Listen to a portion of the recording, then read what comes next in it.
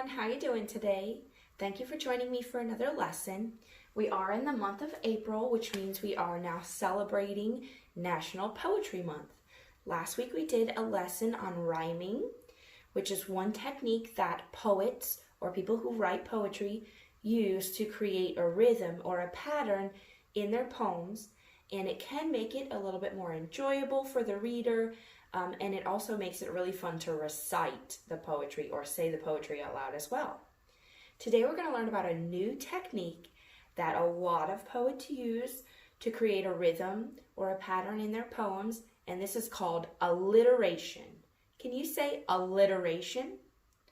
Alliteration is when we use the same beginning sound of words in a phrase or in a sentence, when you repeat the same beginning sound. So last week we learned about rhyming, when you match ending sounds. This week we're going to learn about alliteration, which is when you have the same beginning sounds. I did bring a book for us today. I'm not going to read all of the pages, but I'll read a couple for us.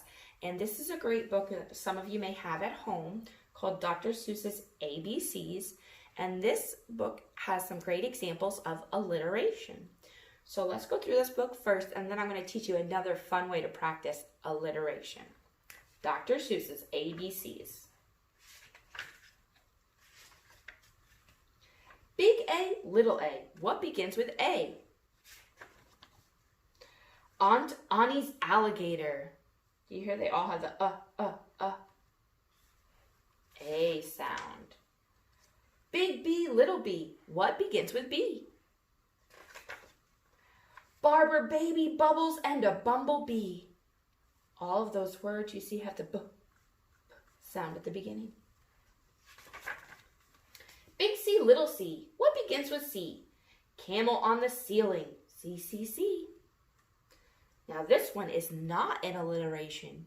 Do you hear? Because the k sound here and the s sound here. So they are not an alliteration. Even though they begin with the same letter, it has to be the same sound. Big D, little d. David, Donald, do dreamed of a dozen donuts and a duck dog too. You hear all the do. Those are alliterations.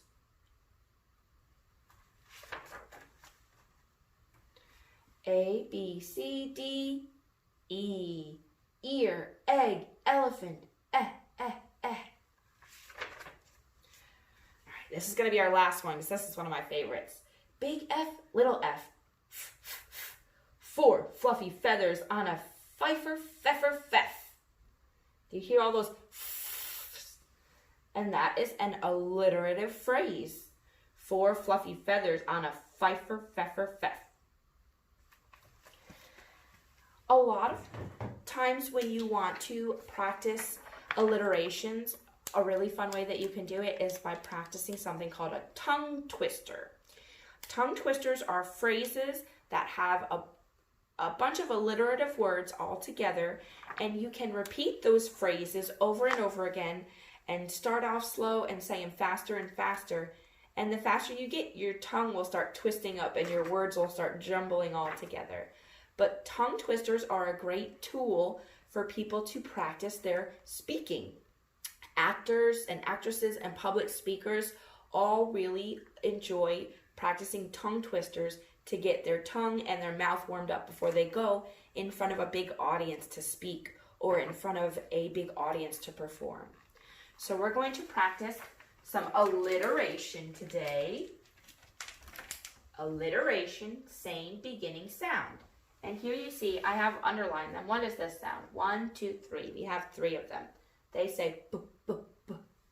So this is our first alliteration. Big black bear.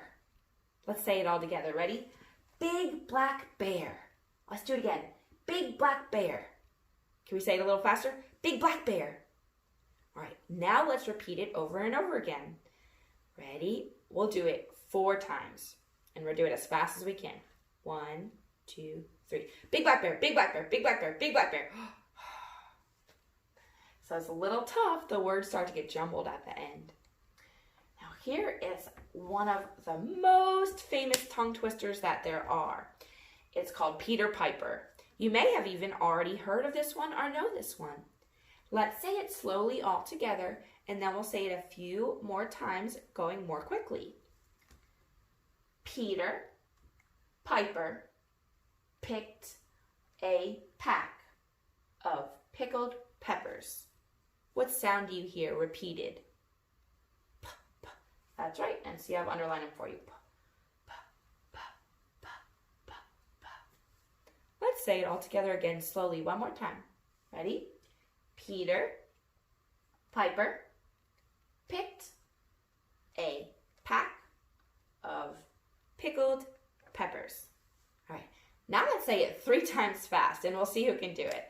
And the fun thing about tongue twisters is they can be frustrating, but the more you practice, the better you get. Okay, are you ready? On 3, we're going to do it 3 times fast. 1, 2, 3.